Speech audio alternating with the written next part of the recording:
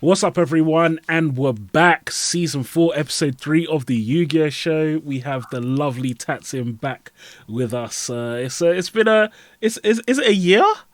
Was it a year or a little bit under a year?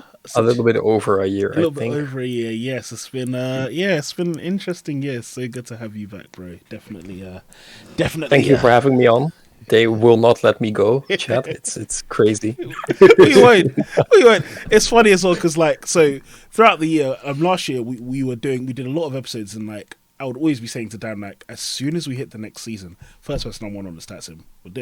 Okay, straight back. I'll literally say it every week. I want Tatsym back on it. I want Tatsym back on the show. So, I'm still in the heart. Yeah, it'll never leave. We've always going to have that Drytron connection, so it's never going to leave. Yeah, that's good. One of the things that I actually really wanted to talk about, and I think it's interesting, is in the Yu-Gi-Oh, kind of in the Yu-Gi-Oh sphere, is that there seems to have been a bit of an explosion of podcasts and long-form content in the community. I don't know if it's just me that's noticed. Crazy.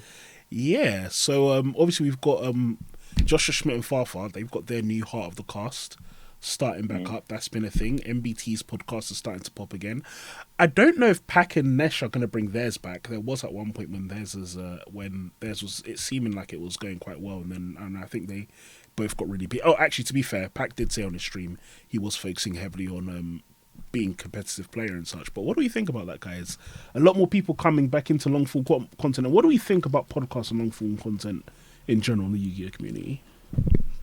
Just to piggyback off the start of that, I do want to give a shout out to the Top Cut podcast. As of today, they recently announced that they've finished they've basically come to the end of their run. So they were really one of the trailblazers in the Yu-Gi-Oh podcast space. So big shout outs to them. We were literally about to. I had a message typed out reaching out for a collaboration as well, which I hope that we can still do. But he's still making content, but he's the podcast. Yeah.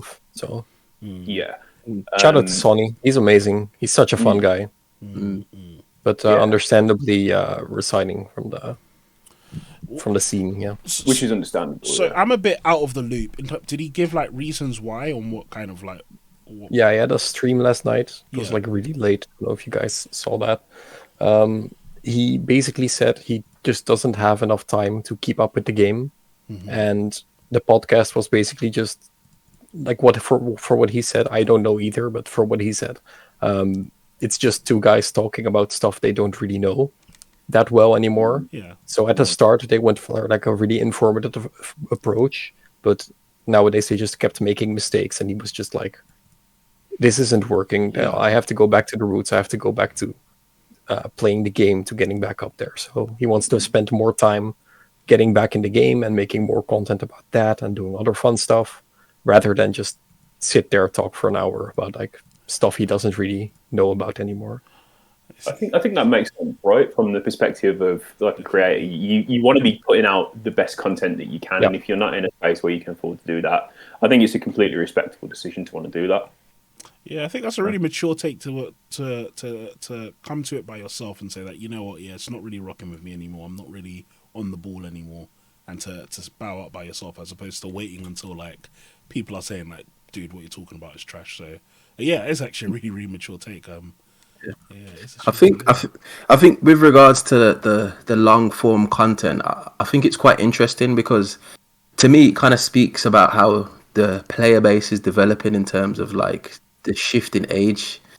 So whereas before you was you'd jump onto YouTube, you'd look at a deck profile or whatever, get what you need and you're gone. Whereas now I find myself anyway looking for a little bit more of a in-depth discussion, maybe thoughts around the whole meta game as to why you built your deck the way that it is. And I feel like people really kind of take to that type of content, with Joshua Schmidt being like a perfect example of that. And it's interesting to see as well. Obviously, Konami has announced is it Konami Chronicles? Yes. Yeah, the new anime stuff, which basically pulls on the heartstrings of all those DM players who are now advancing towards their mid 25s, 30s, and I just feel like they've obviously identified a niche in a market there where they're kind of trying to tap out those specific players, which is why I think that content is being so successful at the moment. Konami have their own one as well, right? They do it pretty like Yeah. not very often, but they have. It's called like a round table, Yeah, something like that. Is it? Didn't they have like Pauli on when he was banned or something? Yeah, that was mad. Yeah. It's good. Maybe it'll shoot me a message. Yeah, Me from Konami, if you're watching, I'm down. Sounds like fun. Yeah, they have their own. It's a little bit sporadic. To be fair, the production value of it was stellar. Like I remember when I watched it, it was there was an episode of him. There was an episode with Isala, right? Isala. That's it. Yes, I always forget his name. There was an episode with Isala as well. Like it was quite a high effort thing. But what's interesting is I remember something like 8 months ago, Solon making it might have been Solon, might have been someone else making a post saying essentially that, oh, how come people aren't really into podcasts?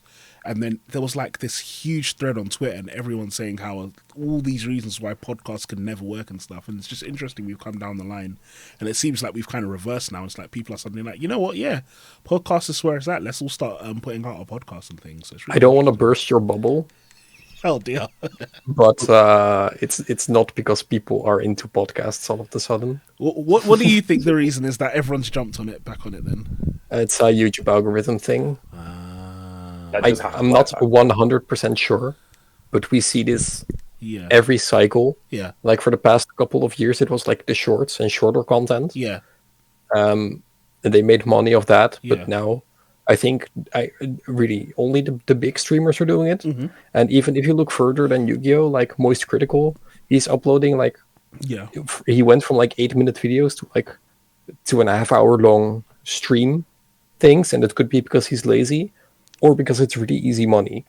So I think YouTube never really recommended longer than 10-minute videos anymore. Mm-hmm. I think that has changed. I think they've turned that switch around, which is why I think we are all of a sudden seeing longer form content. And what better form than longer form content is there than a podcast? I think it is just that easy. I don't know the ins and outs. I'm not really in that scene anymore, but I just see it everywhere. Like not even Yu-Gi-Oh, but just everywhere. So I think that the monetization of podcasts is just better. I think people are always interested in podcasts in the first place, but it just did so horrendous for views. Which I agree. That's something that I've definitely always noticed in podcasts. Yeah, I tried it a couple of times, but I just really learned quickly, and I was really advised from like people higher up in the scene, like you just don't. It's not worth it. It's gonna get like not even a quarter of your views. Yeah. And that platform has changed. So the only reason I can think is, of course, there are people that like a pack, like a Joshua Schmidt, people want to listen to them, but it is mostly just the fact that it is finally able to produce money on YouTube.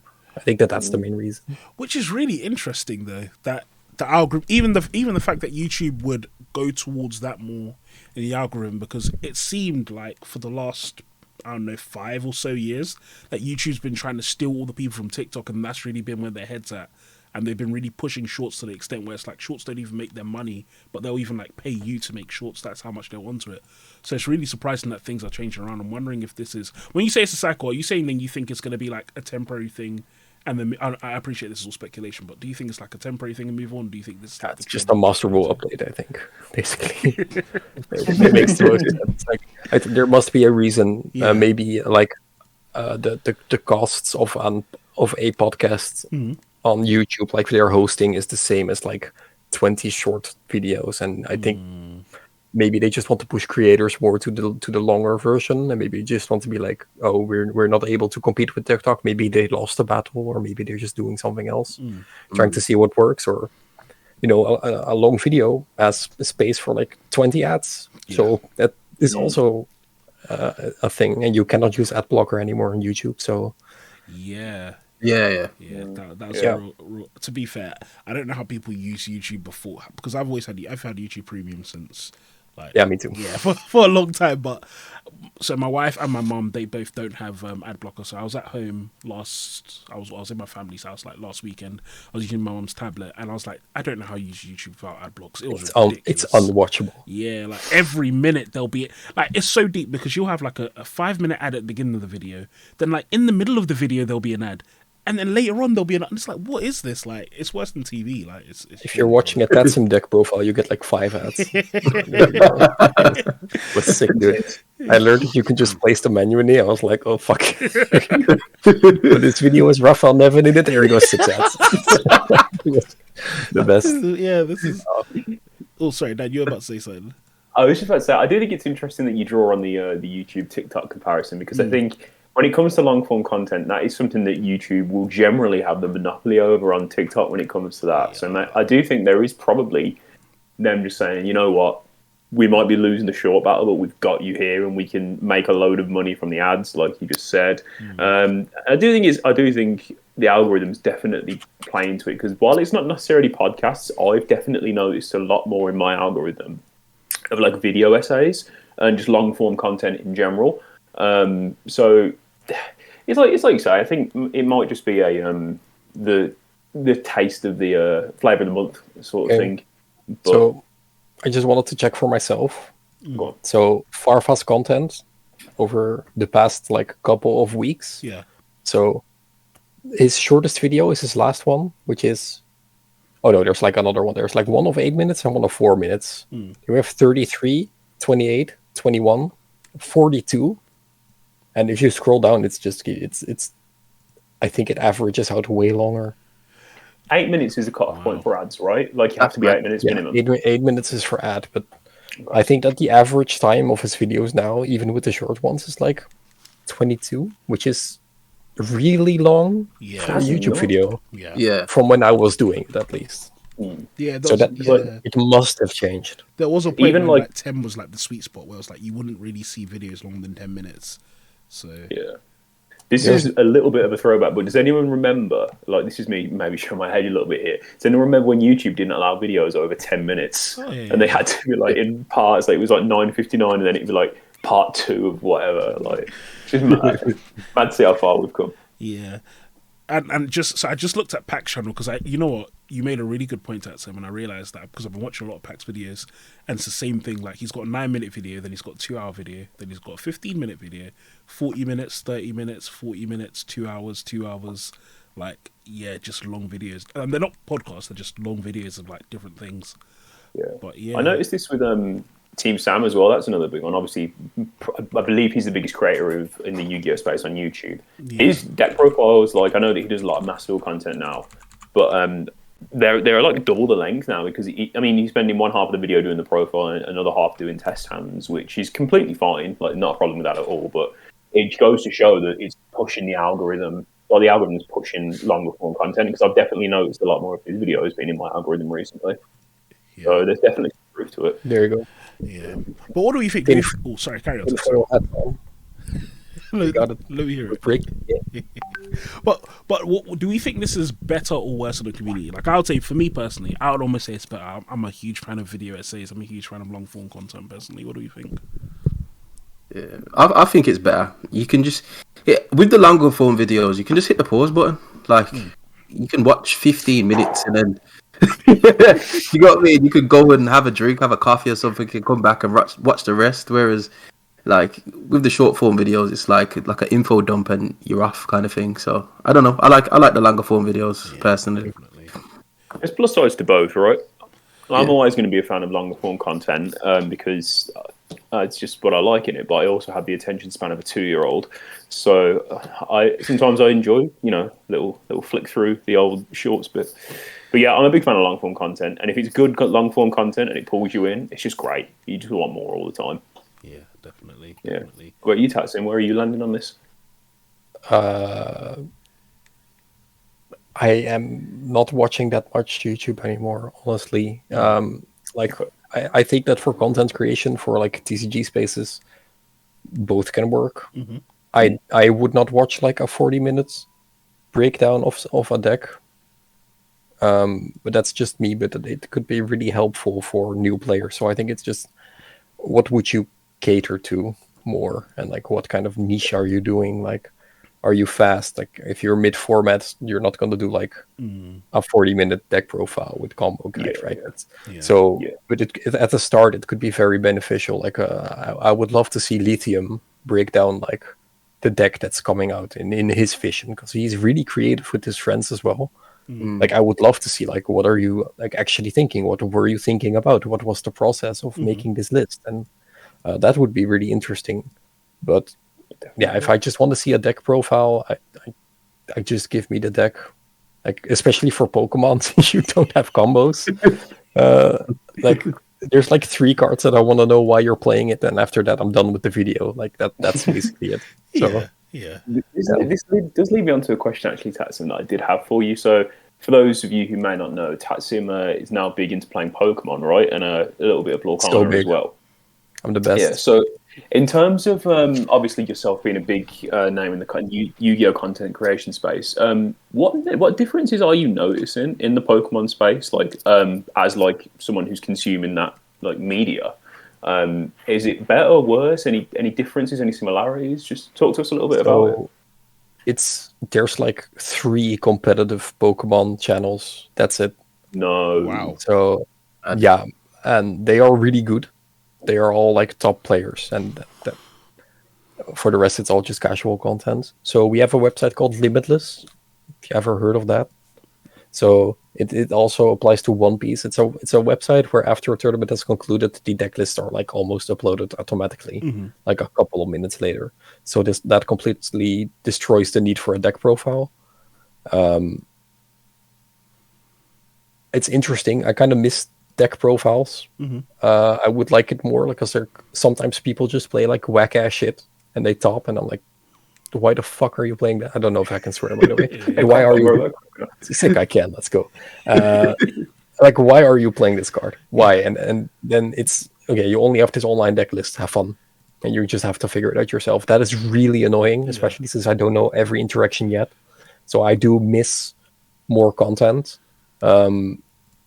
But on the other side, like, it's also a lot of fun to just figure out the format on your own. And I kind of miss that. It is so easy to just click on the deck list and copy it and then start playing it. And especially for like the upcoming tournaments, like, what I've done now basically is just research the deck lists, not just copy and paste, but just look at everything and just look at the cards and look at what they're playing in the direction. And just none of the deck lists that I've made like match anyone else's, because we all have like different opinions.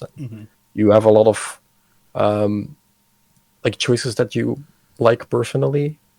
Don't know how to say that.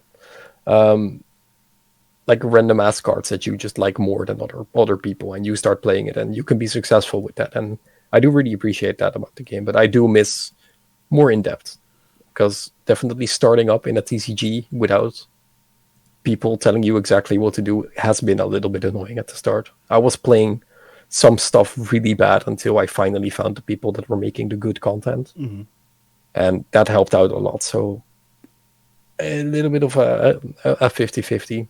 I do like it, but I do also like just doing your own thing and learning from that. And yeah, you can definitely just get very far from that. When you say when you say there's like competitive and then the rest is casual content, you know how like in Yu-Gi-Oh there's a bit of a breadth. So for example, there's like some video essay content, there's like meme content like Yatta and stuff like that. In the Pokemon community, is there stuff like that specific to the TCG, or is that not really a thing? I'm not gonna lie, I don't watch any casual content. Yeah.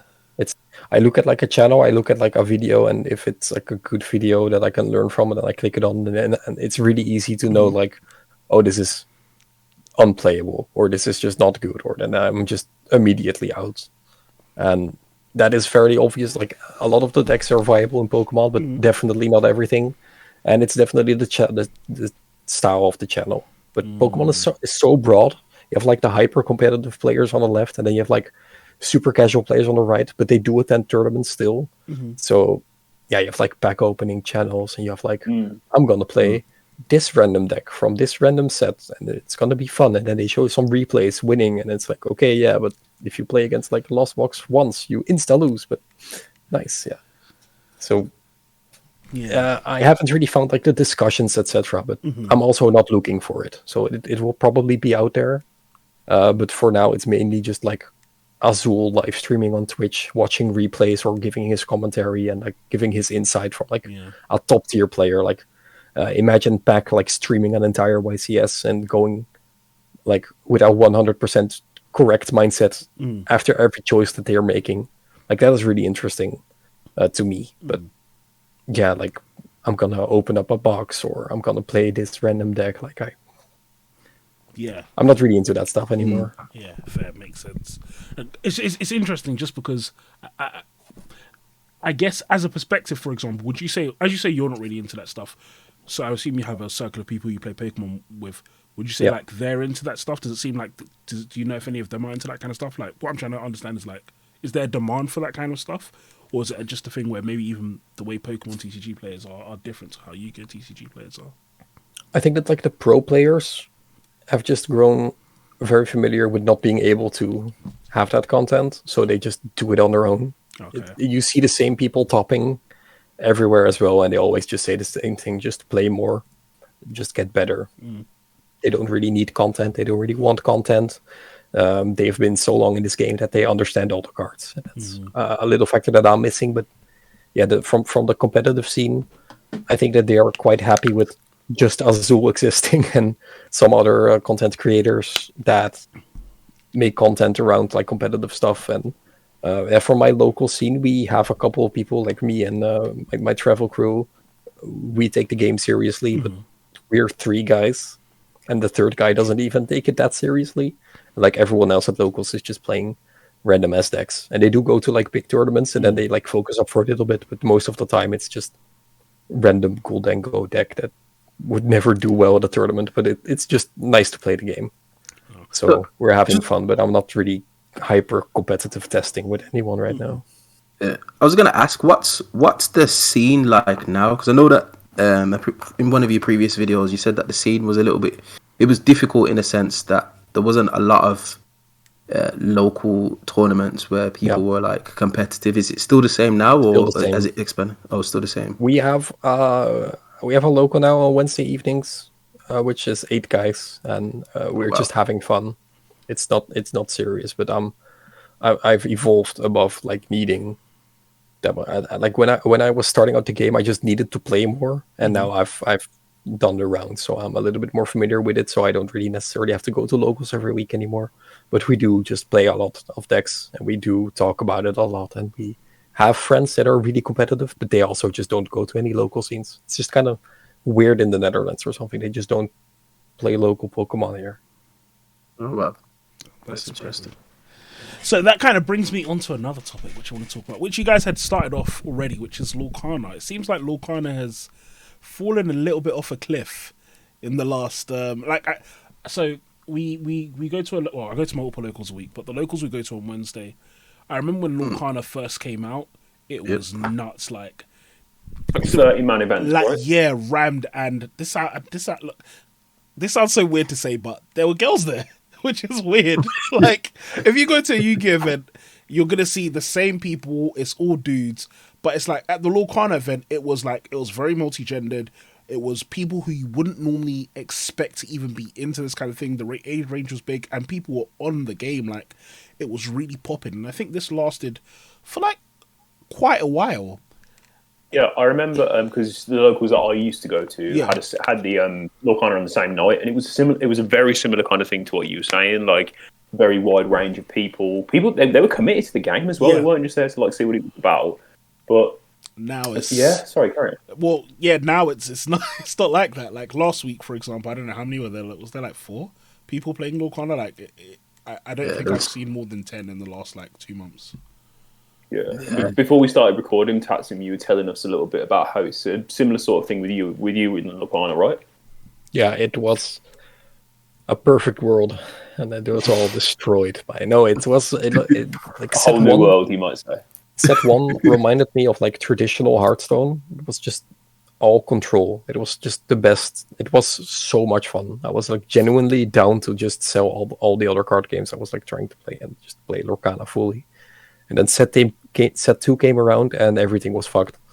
Power creeped. 90% of your deck is now set 2. Like we only play like maybe 10 cards from set 1 still. And set 3 is coming around soon, and that is also gonna power creep and gonna bring more mechanics that you have to play. So yeah, the game is just dropping down, and Yeah, it was fun to see so many people playing their first card game. Lorcana was like the first card game for so many people, and we had the same. People were bringing their girlfriends; they wanted to play the game, and we were having like 30 to 40 local for like this new TCG with people that have never played before. But I think that's also kind of why it died, because they just realized it wasn't for them, especially when sitting across someone that knows what to do. Because you're basically playing control mirrors, and the best player wins the control mirror. So if you play against like anyone that knows what you're doing, you're fucked. It is just that easy. And that was a big part of like set one. It was super difficult to get the cards and to buy the cards. So that was also kind of a thing that people didn't really like. But yeah, now everything has been reprinted, so the entire value of the game is like down the drain. So I think these people just left. They just don't like it anymore. They don't want to play, or they're just waiting for competitive, because that's gonna start in like March. Oh, it still hasn't started. May. Oh, No, it wow. hasn't started. Yeah. Wow. So in March they're gonna announce what competitive's gonna be like, and it's gonna start in May. So we have set 3 releasing in like 2 weeks, and set 4 is gonna be releasing at the start of competitive. So then we are already 4 sets in the game, and we haven't had a tournament yet. So yeah, and set 1 is already power creeped. Why would I buy any cards? Why would I buy any product now? It doesn't make sense. So I think that's why a lot of people are just sitting with the stuff at home. They have their binders. They're ready to start playing. I think that there's going to be a resurgence. Don't think it's going to last long due to the power creep. It's a shame. It was such a fun game, but it's not unplayable. But it's just, yeah, it's you have to buy like all the new cards, and then you're stuck in like a format, and it doesn't really change that much because there's not enough cards to have like a cycle, like, oh, people are playing Nips, we're going to play decks that are going to play around Nip, and then nobody plays Nip, so we're going to play combo again, and then, oh, everyone's playing combo. You don't have that, because there's just not enough cards. It's just this deck, and this deck, and this deck, and then those are the best decks, and everything else just kind of dies to them. So the way that you're talking about power creep in the game with 4 sets, and if the power creep is that nuts, it seems wild. Like, as like a very basic Yu-Gi-Oh comparison, it sounds like you're talking they've gone to like almost like a Duelist Alliance style power creep, but this is just every set. No, it is just Duelist Alliance. Every set is Duelist Alliance again, for what I've noticed. So That's a lot, man. Balancing card games is super difficult. Like, if you look at like all the modern card games, I'm gonna be completely biased here. Pokemon is just the most balanced. There is no ban list. There is no need for a ban list. And I think that set rotation is all right. Set rotation helps, but also the design team is doing a phenomenal job not making anything absurdly broken. So yeah, Yu-Gi-Oh is like, I'm not gonna go into that right now. I'm not gonna. Like, but there's a reason it's so difficult, right? And Yu-Gi-Oh and Magic, they get to live, and like, because they have just big communities. But now also in One Piece, you see that there is a lot of power creep. There's like basically one best deck. And next set, it's going to be replaced by a different best deck. And you can already hear a lot of players a little bit complaining about that left and right, But you kind of hope when a new set arrives that like 50% of your decks gets faded out. Like, of course, there's going to be better cards. We're going to be playing better cards. Our strategy is going to be more refined. But you hope it's going to be like 50-50 or maybe 40-60, like 40% set 1, 60% set 2. And Lorcana now is just like 90% set 2, 10% set 1. And next set, it's going to be even less. Like, we were playing like 4 offs of the staples of set 1, and at the end, when I was still playing, we were already cutting them down to like 3 or maybe even 2 sometimes. I was like, okay, yeah, we're just going to not play set 1, I guess, because it's almost not necessary. Bar for 15 cards out of the 200, maybe. It's just kind of crazy to me. Yeah. And then it's like, again, it's so interesting because I parallel the way you're describing Lorcana to One Piece, and it feels like completely different philosophies on how to handle a card game. One Piece, on the other hand, they seem very, very... Firstly, they're very, very determined for products for a level of scarcity to be in the game, essentially. Where it's like everything in One Piece is so expensive because it's like you can't even access like OPO1 and all of that because it's just like, where are you even going to get those? Even though people think something... They announced a reprint set. Yeah, so yeah, those are getting reprinted. Finally. But then it's like, also on top of that, even though One Piece has had power creep, I would say that I wouldn't say it's so much... It doesn't seem as problematic as the way you're describing Wakana, for example. It doesn't seem like, oh, just because the new OP set come out, it's like you can't touch anything from the old set. So it's really interesting that Disney has gone towards that route for Wakana. The way you look at it is maybe that you think that it's not necessarily like that, but it doesn't seem as bad. One Piece just has different problems. I mean, there's right now 3 playable decks out of like, I don't know exactly how many leaders there are in the game. Yeah. It's more than 50. Yeah. That's for sure. Yeah. There's 3 playable. Make of that what you will. You know, I'll be honest, I'm biased because I like black decks, so Sakazuki F, yes. Sakazuki F, dude, I like that. Yeah, I'm very biased, but it just seems Cool. What decks are in the top 4? Sakazuki, that's it. Nice. A healthy card game, so much fun. Yeah, do you know what, when I first started, so when I wanted to first get into One Piece, this is like really like, I don't remember what set I even got in because I didn't really know what the sets were at that point. But I was like, I just want the simplest deck to play possible, and he was like, just play the black deck because it's just you hit stuff. That's it. And then it just kind of progressively got more and more OP as more sets came, and I was like, oh sure, I'll just stay with this. And so I don't have any actual One Piece cards, by the way. I borrow my mate's deck or I play on the online simulator. Same. But 0 One Piece cards, but keep it that way. yeah, I'm not investing in any One Piece cards. Before anyone comes after us, the game is hella fun. It's a really good game. It's just not for me, which is why I'm not playing it, but the game is a lot of fun. Yeah, definitely. But it is so easy to dunk on, and you think that that's like a top 4 from one deck. It's too easy to not joke around that, you know. Yeah. And it's similar again to the, I think, I can't remember if you mentioned this on the show before the show, but it was a similar thing again that one of my mates was just like, you know what, come to an event, I'll pay for your entry, you give me your entry cards, and I'll also give you a bit of cash. He's rich. Yeah. He's a millionaire now. And I was like, dude, you got screwed, dude. Yeah, I mean, to be fair, yeah, he probably, I mean, that's why he even said it, he's going to sell the cards to make money. But to me, it was like, yeah, I get free like 50 quid. I get to go to an event, play some One Piece. Yeah. I can't Seems like a no-brainer, right? Yeah, I couldn't see it again. But it was a good event. I had a good time. Like, the guy I played against, it was clear I had no idea what I was doing at all. He rattled me so hard. We played a game. He beat me. Then we played 2 games after that, and he was just showing me like what to do and stuff, which was fun. But yeah, I'm a big fan of One Piece. I'm also excited for the new Dragon Ball Super TCG coming out because apparently, do you guys know like your Yu-Gi-Oh pros? Do you know Adrian Durson? Does that name say anything? I know the name. I'm not sure why I know the name. He's an ex-Yu-Gi-Oh player. He was like a pro, and I had to play against him in the last round of the One Piece regional. I walked to my table and I looked at him. And I looked at the name on my phone and I looked at him and I'm like, what are you doing? He killed me in like 1 minute. I think it was hella good. It was so much fun.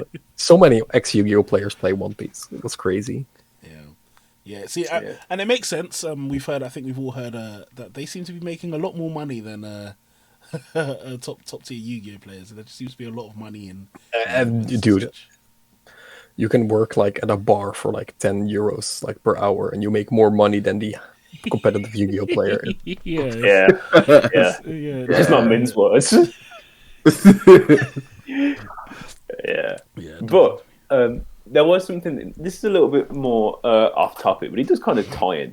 I had a bit of an interaction today. It is Yu-Gi-Oh based, but it pertains to any card game. I just thought it was a little bit wholesome, so I'd like to talk about it, and I'd like to see if you guys have had anything similar.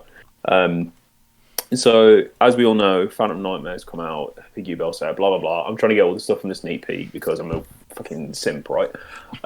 So I'm talking to this guy. I'm buying something from him. We get to chatting. He's a really nice guy. Turns out he's really good friends with a close friend of mine. You know, Tom, who does the podcast with us sometimes. Tatsym, I believe you met him as well. And now, like, he's in our testing circle. Like this random guy who I spoke to on a trade group is someone who, you know, managed to form a relationship out of that, like out of nowhere. And I just thought, damn, like, it's kind of cool that like hobbies can just connect people in that way. So I just wanted to ask you guys if you guys have had any like similar sort of moments where you've just been like, yeah, man, like these hobbies are kind of cool. Like it's nice, like connecting with people and stuff. My story's long, so I'm going to let you guys go first because my story's really long. Mine is pretty quick, to be fair. I've got one guy that I test with infrequently, and he's actually from America. And I my channel was like, well, my channel ain't that big at the moment anyway, but I think I had like 40 subscribers or something like that, and he was like You're one like of on the like, come up, on the come up. yeah. And then he DM'd me or something like that, and we just got to chatting. Like we just like message each other on Facebook, whatnot, and every now and again we'll just test. Like he's playing Cash Tira Scareclaw at the moment. And I remember one time he was trying to get a deck core together for Virtual World, and I sent him some cards. And he got there within a couple of weeks, and like just kept sending me tear emoji faces, just because obviously he had Europrint, he's in America, and everyone's like gushing over his cards and that. Yeah, they all love it over there, innit? Yeah. They love the darker print and that. But like we've just, even to this day, I messaged him this morning, and we just talk every now and again. So like I think that's a really good thing. Like I've never seen the guy physically, but we've like FaceTimed a couple of times, and we'll jump on like Dueling Book or EDO Pro. So I think that's really cool, and yeah, it's That's manifesting mad. that. That's so awesome. Yeah. That's pretty nice. I love that. What about you, Tatsym?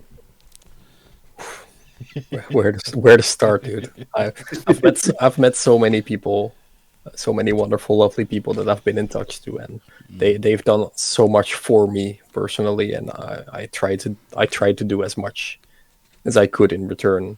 Like when I was banned, I was doing like this giveaway of random cards that I was still having that I didn't want to sell. They were like foreign cards, and like someone said, dude, I always wanted to have a Draco set, and he just kept messaging me that he was so thankful for getting it after I sent him like this cool Portuguese Draco sack. And I mean, it's just being able to like provide for people. It's just always fun. Like whether it's content or whether it's just like physical cards, you make so many friends, and seeing them in your chat or on your Twitter and seeing them like thrive or play, or it's just so much fun to keep in touch with people. I'm always looking at Twitter, and I still look at a lot of content creators. Like I hope they're all doing well, and I like to leave comments and likes on the video, and I click on the video, watch it. I'm like, I don't understand any of it, click off, but I still leave the like, And I think that's just the best. And even after all these, like after 1.5 years, I think it's been now, like just being in a stream chat and being recognized, and just people being like, "Hey, dude, I hope you come back soon." I'm like, "Yeah, dude, no, but thank you, I appreciate it." that just warms my heart every time. It's definitely lovely, and I think it is also nice to hear that you're able to have those kind of experiences with people that you don't know. Like, yeah, it's weird when you think about it. This is someone who's over the internet that you probably would never meet otherwise, and you can still have that kind of experience. It's really cool to hear. I mean, look at this right now. Yeah, Like, yeah, very very good thing. Alright, this is a long ass story, so perhaps go on. Story time. Get it? I'm going to give a bit of context because I think the context is relevant to the story before we get to the story. But so the year that was of COVID, it was a really really bad year for me. So beginning of the year, I lost my job, and then I lost my job in January, and the way I lost my job was so annoying as well. Like I had this really evil manager who basically got me fired. He got fired, and his last act before he got fired was to get me fired. And then like 2 months later, I got a job, but then COVID started, so I ended up getting made redundant from that job because like the company was going into insolvency. I was meant to be getting married that year, but then because of COVID, we had to postpone our wedding like 6 months. Just a whole host, and then so in around January as well, my car got broken into several times, and I didn't realize what was happening. So the first time my Switch got stolen, and then I might have told this part of the story before. The next time, I had my PS4, my work laptop, my personal gaming laptop, and my Yu-Gi-Oh binders full of probably about £500 to £600 worth of cards, all stolen. Outside. You've never mentioned that to me. Yeah, it was mad, and I remember when it even happened. I was just in my flat and I was just sitting down. And I was just like, "This is mad." So yeah, the year was so that's so rough. Like the year was going bad. Went from financial issues, all of that for the whole year. I was going bad. So by the end of that year, it was like this has been like a really crappy year. But I was like quite depressed for most of it, understandably. But I was like, okay, let me turn that around. And I just tried to be really positive. And I got in a better place mentally. And so the beginning of the next year, I was so during COVID times, obviously there wasn't locals, but we would go to this cafe sometimes and just do random locals ourselves there, even though there wasn't official ones. And I remember going there and I remember talking to this guy, and it's funny because the way I met this guy, even that is a story in itself, but it wasn't a positive way I met this guy.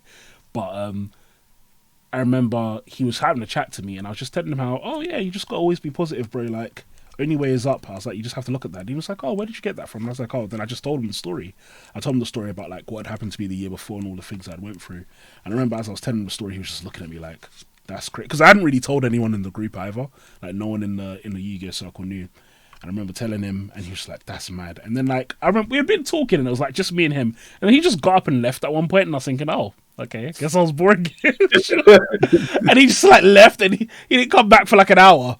But then and then later on, so the locals had started, I'm just playing, and then he walks inside.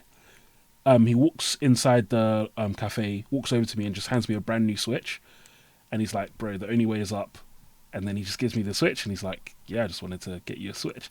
And I was so rattled, like, I was genuinely like, what? Like, and at the time I was like, nah, it's a good joke, you buying it for your, like, little brother. So he's like, no, genuinely, this for you. I was like, bro, this is mad. And it was just really, really sweet, because I remember at the time really feeling like, and so, like, it sounds silly, but when I lost my gaming laptop and all of that stuff, like, games, I really like playing games, and when you don't have a lot of games and stuff to play, I remember at the time it was like, okay, it's like, what do I do? I haven't got anything to do. Okay, I'm just going to try and play games on my phone. I'm just going to try and play my old PSP. And so it was like, it really meant a lot, because it's even like him giving me that was like this like beacon in the tunnel where it was like, oh, like I have something new I can do and just spend my time on. And it was also just like, I really wasn't expecting it from the guy.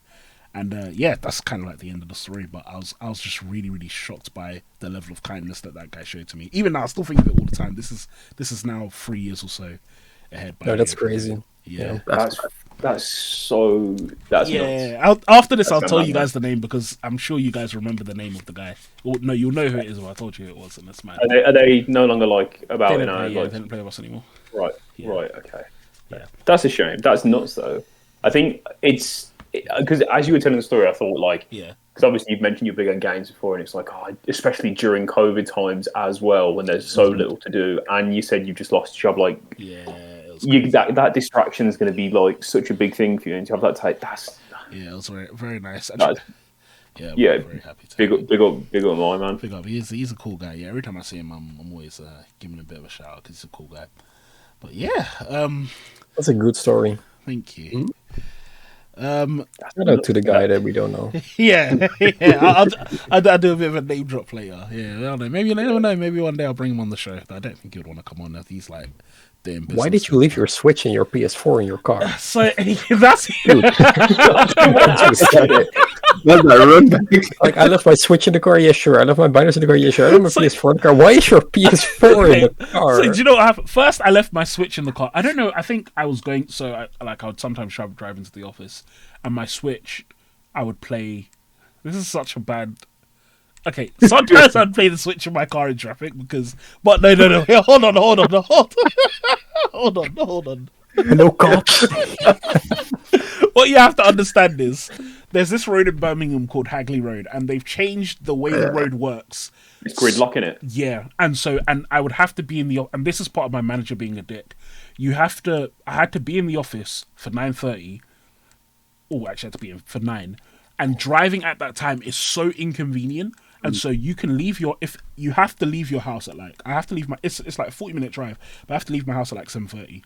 And I've literally been on Hagley Road for like an hour. And so there's times where I'm genuinely there for like 20. So it sounds bad, but like I would have I used to have to travel down that road for work as well, from a different direction. Like, not that I'm condoning this, but I can understand you would be in gridlock for like maybe like 10 minutes at a time. Yeah, so like, and then the also Switch got stolen, and your first reaction was, "Dude, let me bring my PS4 into my car." Do you know why? It was because like I left it in the glove compartment. I would put it in the glove compartment sometimes. PS4, how big's your glove compartment? Oh wait, no, not PS4. No, the Switch. I'd leave the Switch in the glove compartment, and it just disappeared from there one day, and I just assumed, oh, maybe I left it at work. Then another day, I was driving up from London, and my bag had my PS4, my work laptop, my blah blah blah in it.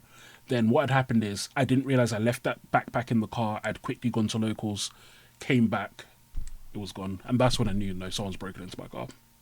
But yeah. Oh, man. But it wasn't my finest style. I don't even leave anything in my car. I'm paranoid. I don't even like a pound coin in my car because that road. Yeah, the amount of times my car. I have this weird story where I was in like England and I saw like this car and it was open. It had a Switch, and then the next day I went back and it had like a PS4 and a deck box. It was crazy, dude. It's so nice. Yeah, like if you were living around me at that time, I mean, I was a very good source of income for you. Like I really could have hooked you up. Yeah. But you got your money's worth. A good life lesson, right? certainly a lesson. I don't know what. Yeah. There is a moral there, but for the life of me, I can't find it. Get a friend that buys you a Switch if yours is stolen. No. Yeah. Get yourself a friend like that. So, what I wanted to bring back, which we haven't done in a while, because this probably won't be the last topic. It might be. It might not. We'll see. We're like 15 minutes in, but this is going more to. Ads. Oh, what? 45 minutes. Yeah. More ads. Oh well. Yeah, chuck some ads. More time, dude. More time, more ads. Speaking of ads, but you guys don't know. I'm like 150 away from hitting that monetization point, and you guys don't know yet. But if there are ads on the video, because I've had 2 or 3 PMs about this, it's not me. I'm not involved. Like YouTube does it themselves. I don't see any of the money. Like it's not me. I had someone PM me last night at like 2 p.m. He was like, maybe you could put a bit less ads. I'm sure it's not making you that much money anyway. I was just thinking like, it's the wrong mindset. More ads. Yeah. More ads. Doesn't matter how big your channel is. More ads. Doesn't matter. Yes. I admire the gall, the chutzpah of that message. Yeah, I might be slightly doxing myself here, but I've made the silly mistake of my Facebook. I use my Facebook for my YouTube, and like it's just my name, and it's my personal Facebook. And so if you're on my YouTube and you subscribe, it's good. Only like not too many people watch podcasts, and I trust most of the people. I'm saying a lot anyway. Most of the people, if you have access to my YouTube, you have access to my Facebook, which means quite often people will comment on my channel and message me on my Facebook, which is is what it is. I accept it. At some point, I'll do the smart thing like private and make it friends only, but. Yeah. Come on, bro. This is the first lesson I told you. Yeah. Look, I'm not good at social media. I'm literally like an old man. Anyway. Yeah. We've moved back. Yeah. So we are going to be reading Am I the Arsehole, which we have not done in a while. Let's go. Yeah, I thought it would just be it'd be cool to bring it back and then read one. And this one I thought was really, really interesting. So, am I the arsehole for not telling my boyfriend I won money 15 years ago? So, my boyfriend, and she's now 35. Her and her boyfriend now are 35. So, my boyfriend moved in unexpectedly with me 3 months ago as his landlord decided to move into the property with his family. We were discussing finances, and on the topic of how I own my own place came up. I explained I want some money. She's saying it's not a lot, but it's supposedly enough to put herself through nursing school, buy a house, and have some savings. So, from my perspective, that sounds like a lot. Yeah, she's like, not a lot, but okay, cool. 10 million. Yeah. It's not a lot. Yeah. So, she told her boyfriend that she won some money and that's how she bought all of these things. And her boyfriend says that she deceived him by giving the impression she was more financially savvy than she actually was. He says he can't trust me anymore and that he was stupid to have listened to my financial advice. Except that she says that she didn't really give him that much financial advice. And so it's, am I the arsehole? Did I deceive my boyfriend by not telling him how I got financially stable? I feel like I tried to, this is a really long am I the arsehole, so I tried to just shorten it. Yeah. But yeah. So what do you think, guys? How long have they been together? At least 4 years. Because they were talking about this, in fact, 2018, so more than 4 years, at least 6 years. This has never come up. So essentially, according to her, how she had her own house and all this has come up, but she's never brought up that it's because she won money. Do they talk to each other? I don't think she's an asshole, but I don't think he's an asshole either. I think they're both just like, what the fuck? Something's not right here, isn't it? Yeah, something's off. Yeah, I would be mad after 6 years. I found out, oh wait, everything here was free. Like I would not. It's just like not that I'm mad that it's free or that I didn't get anything. I would just be mad that I didn't know. yeah. But then again, he didn't ask. So I'm just like, Isn't it? I don't know, dude. This is a really fucked up situation. It's really This is interesting. It's interesting. I'm not sure where I land on this because my initial thoughts were like, oh, dude, it's her financial situation. She, didn't have to tell you anything. You're not married or whatever. But also, like, yeah, like you own your own house. Surely that would have come up, right? Like, and I suppose you could have been like, if someone just says, "Oh, they came into money," you don't generally like to ask, right? Because it could be inheritance, could be X, Y, Z. But surely you know this, right? And he's like moaning about her saying, "Oh, you've been giving me financial advice." It doesn't seem like she has. Yeah. Just, I mean, you know what? are you guys in like a relationship right now? Yeah. We're all married actually, aren't we? Yeah. Like, Andre is married. Fab's married. I'm not married. I've been together for like 3 years now, but we talk about our financial situation all the time. Yeah. Yeah, as you would. Yeah, I think that's like the natural, right? We want to work this out together. Yes. That's an interesting point because if we're looking at that as well, they're like 35, right? Mm-hmm. Like now, Yeah. this is an age where you would be thinking about, the finances will come up in it. You're not like kids talking about They must have come. Beyblades or whatever. Yeah, I'll be real. For me personally, there's no your finances. It's our finances all together in this. For me personally, so yeah, it's what you mean. Your finances is like I don't think I've ever looked at my paycheck and thought this is my money. What the heck am I talking about? It's my wife. As I said, till death do us part. It's a bit cheeky to now turn around and say, "Oh, but this is my money, and you better keep your." So no, but you guys have you guys have your own disposable incomes, right? we have our own Like out disposable of your own incomes, individual but paycheck. I think I've mentioned this before. The way I do. Actually, I haven't mentioned this here before. The way we do our finances is, I get paid, she gets paid. We put it into a pot, and then we allocate it to things. Yeah, it all just blurs together, right? Yeah, like it's our finances, so it's like there's no your money, my money. And so that just in the context of this, there's no way for if my wife tomorrow was like, Simeon, hey, I've had £1 million in my bank account and I won it ages ago. Whole time. Yeah, I'll be like, babe, what's going on? What's going on? Yeah, like I wouldn't be impressed. Yeah, I'd be happy to be fair for £1 million, but I wouldn't be impressed. I'd be like, what's going on? Why didn't you tell me this before? But, yeah.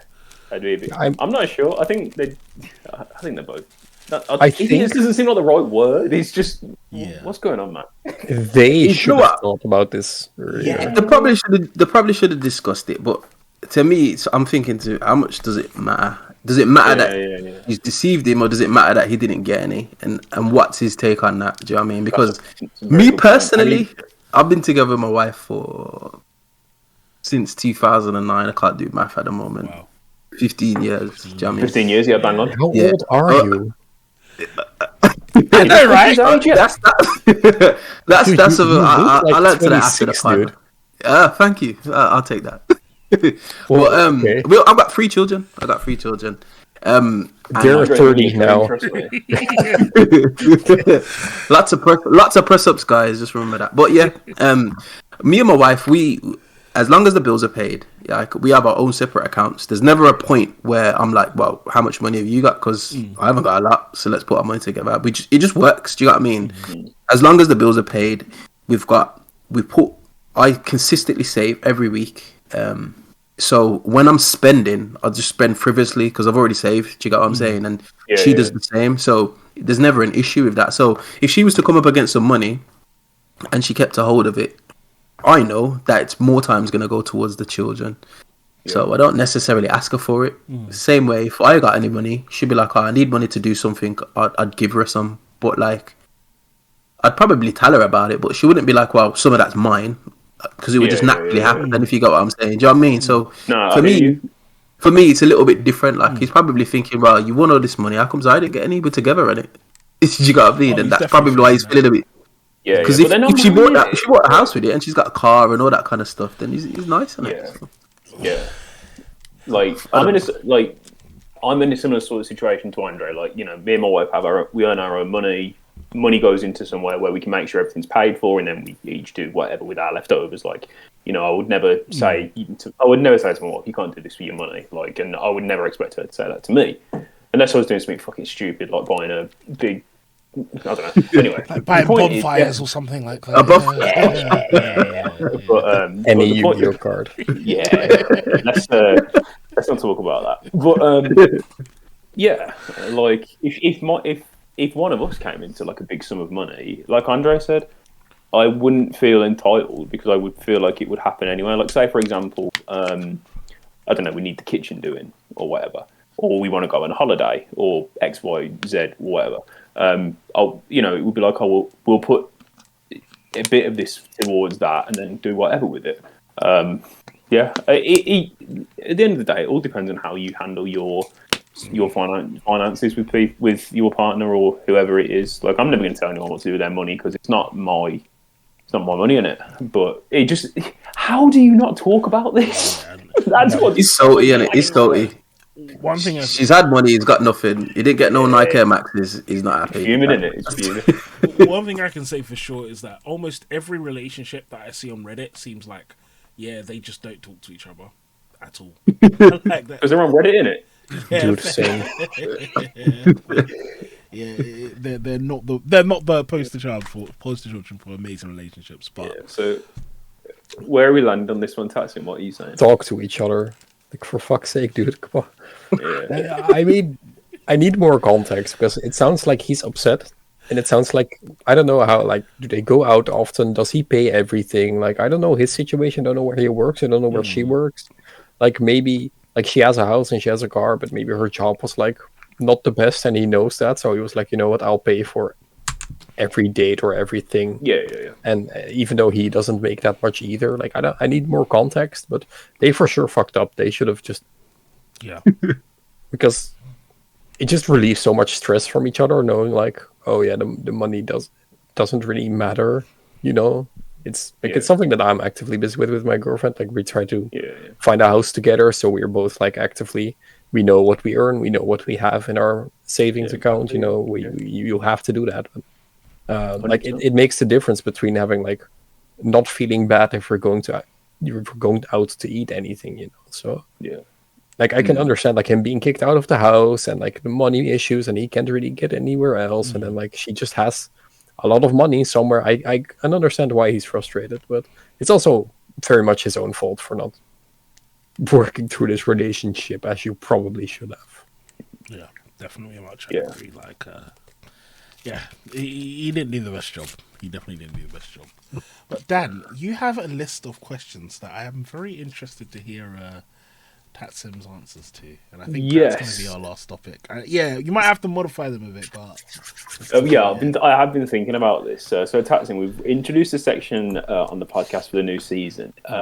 It's essentially like just an A or B question. It's not quick fire. You can take as much time as you want to answer the question. The options are, you can pick A, you can pick B, you can pick both, or you can pick neither. Whenever you're ready, we'll jump into it.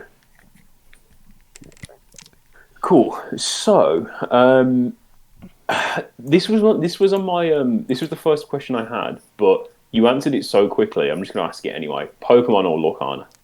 Pokemon. Yeah. As we were talking, so I don't even know why I put this on here. Do you prefer rubber playmats or cloth playmats?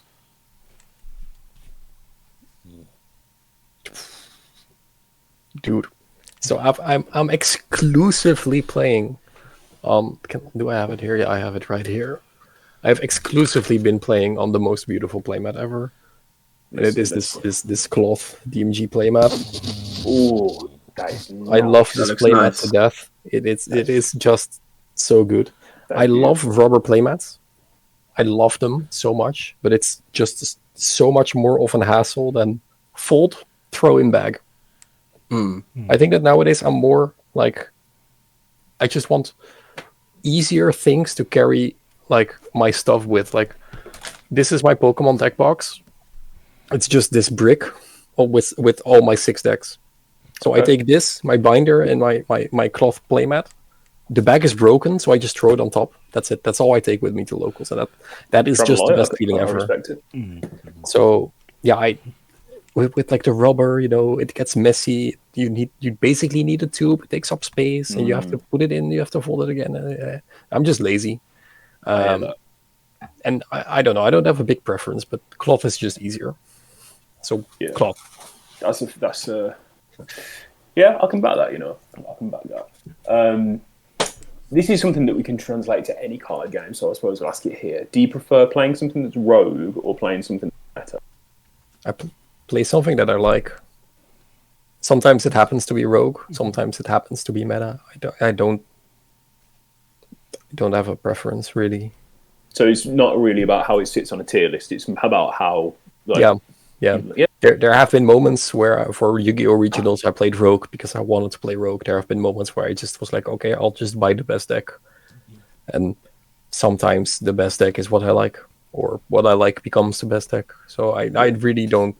It used to be a lot of Rogue, but nowadays I like meta decks are just fine. Yeah. Do you prefer creating content for Twitch or YouTube? Twitch. I loved Twitch so much. YouTube is more work, I think. I like putting in the work. I like being creative. I like making videos. But being online with chat is that is, I think, what I miss most from being a retired content creator. Right? It's just better. The people that I met there, that are my lifelong friends now, like. So many people from my locals came here, traveled like hours to come to our locals, and they kept staying around, and they are like in our friend group now because of Twitch chat, and that just would not have happened if it was YouTube. So I'm gonna go with Twitch chat with the friends.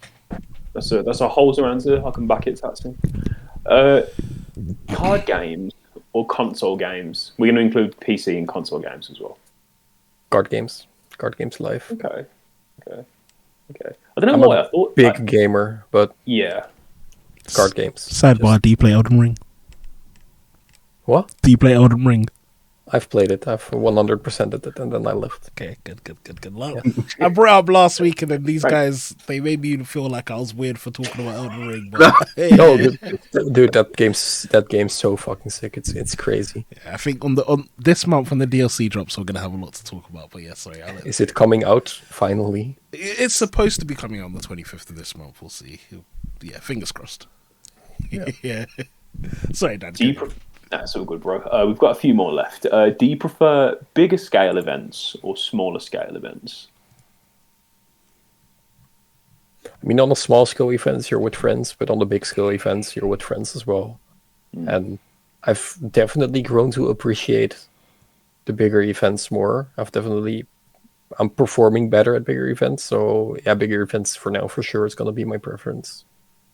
I finally know how to tackle those after 10 years of playing. I finally know how to handle my big events. So I'm going to say big events, yeah. That's fair. I think that's an answer I'll probably pick as well. So this is a little bit more of a Yu-Gi-Oh question. Do you prefer retro formats like Edison or Go, or do you prefer the more common, not more common, what's the word I'm looking for? More up-to-date formats like TOS or a COVID format or anything like that? So I guess like old Yu-Gi-Oh or new Yu-Gi-Oh. Is it like, do I like time wizard format, it's called, I think? Yeah. Or let's change modern. that. So time wizard formats or current format if you're still playing Yu-Gi-Oh. I'm going to say I have a strong dislike against any format that isn't standard. So for me, it's always just now. Yeah, I hate nostalgia so much. Dude, people behaving like Goat is fun, dude. They're crazy. It's horrid, isn't it? I can't stand it. I love Goat, but reasoning, Monster Gates, Dimension Fusion, nice, dude. And I do think it's cool that we are finding like new strategies in older cards, but like. Modern is just the best, in my opinion.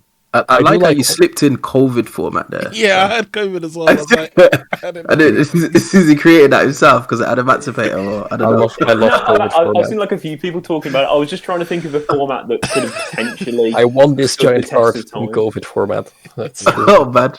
Yeah. Yeah, for the other side of the question, older Yu-Gi-Oh better than now Yu-Gi-Oh. I don't know what now Yu-Gi-Oh does anyway, so Fair enough. too much text. I'm such a boomer, dude. No, like And, the toss was just so good. It was just so good. Totally. And the final question: Yu-Gi-Oh or Pokemon? Ooh.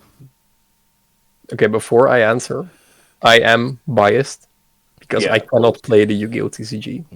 But let's talk about like amongst friends, like the franchises as a whole. I would say if I have the option right now to play a game, then I would always pick Pokemon. It is better balanced, it is cheaper, better pricing, game is fun. There's only 3 floodgates opposed to like 2,000. But for the whole picture, I would drop anything to get back with the friends that I can't play with anymore. But that would be the sole reason for Yu-Gi-Oh!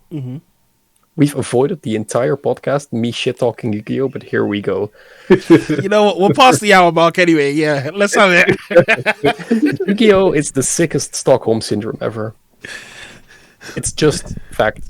You know The what? game? Before we Go, yeah. yeah, before guys, that's the end of the Yu-Gi-Oh show. We are now moving into the post show. Okay, this is the post show.